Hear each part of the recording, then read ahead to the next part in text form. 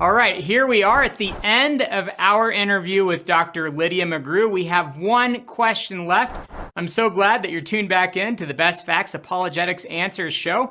And this is a great question about the historical reliability of the Gospel of John. If you've ever read Bart Ehrman, you have heard, and you'll hear this from other critics and skeptics too, that John, writing in the last part of the first century, had a much higher Christology than the synoptic writers did, which maybe wrote mid-first century. The criticism basically states that John was building Jesus up beyond where the synoptics were willing to go. Of course, that's not true, right? In Mark chapter 2, the very first written gospel, most likely, we see Jesus claiming to be the Lord of the Sabbath and to have the power to forgive sins. So it's absolutely crazy to say that the synoptic writers didn't think of Jesus as God. But that being said, I want to talk about the historical reliability of John. And you deal with this in The Eye of the Beholder. We're linking your books and the video descriptions for each of these answers. So if you're watching, check out The Eye of the Beholder. You can get the link to buy that in the video description. So my question is, we often hear that the Gospel of John is much more theological than the synoptics and not as historical. How would you answer that kind of question? Yeah, and unfortunately, that idea has come so much into criticism that not even all Christian scholars are willing to just, answer that straight up and say, yeah, that's all historical. Jesus really said, before Abraham was, I am. If you'd been standing there and you understood the language he was speaking, you would have heard him say it. There are even, as I mentioned in my book, some Christian scholars who doubt that that was historical. Another one of those compositional device claims. But that does kind of arise from this idea that he's very theological. John's very interested in theology.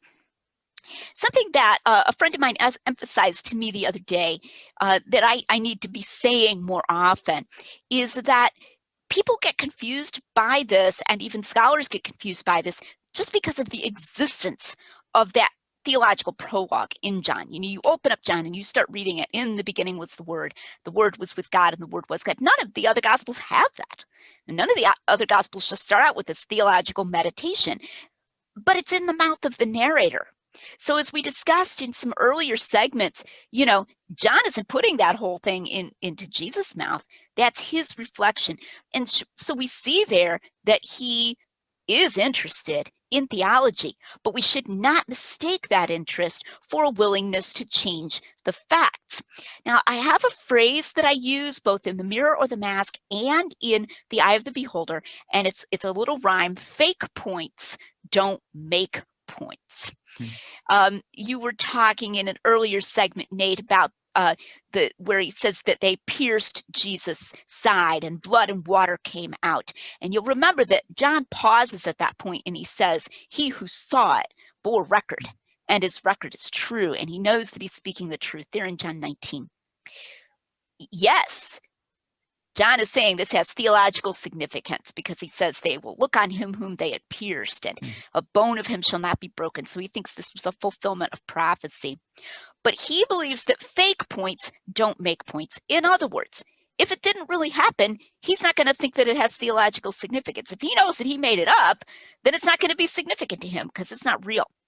And I think when you immerse yourself in the Gospel of John, and that's something that I think is important to kind of come to understand the kind of person this author was, you see that he's just riveted by reality. He's so wedded to reality. And yes, he believes that this fulfilled prophecy, but it's exciting to him because he believes that it really happened and because he actually saw it happen. And so he understands that fake points don't make points. And then the other thing that I would say is the evidence for John's literal truth, it's just there. There it is. And I give it in The Eye of the Beholder, all these different kinds of evidences, external, internal, new evidences, old evidences. It stands on its own.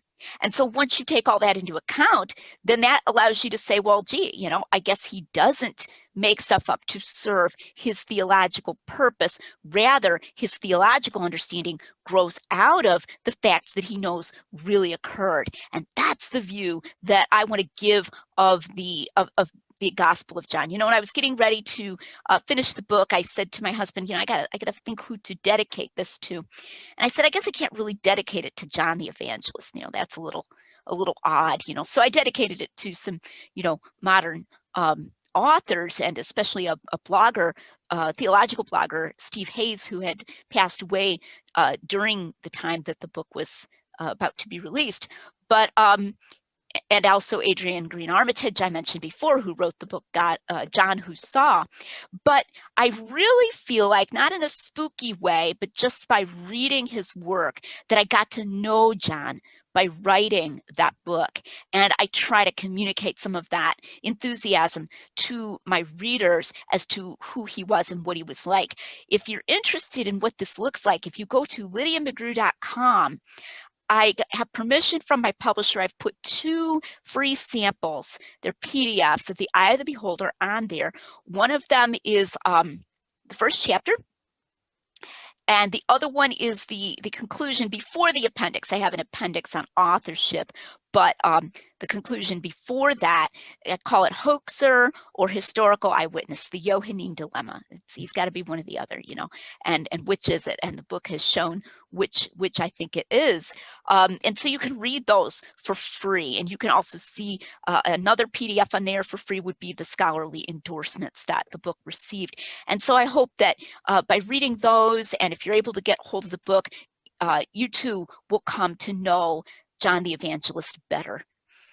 Wonderful. Hey, we'll put all that in the video description, including links to your books and your blog and your YouTube channel. Dr. McGrew, super thankful that you joined us for this interview, and thank you for your work and just for continuing this millennia-old, this trend of Christian scholarship. We've seen it throughout the millennia of Christians that are willing to engage with facts and reality and defend our faith to a skeptical world. We need that more today than ever before. Thank you for your role in all of it.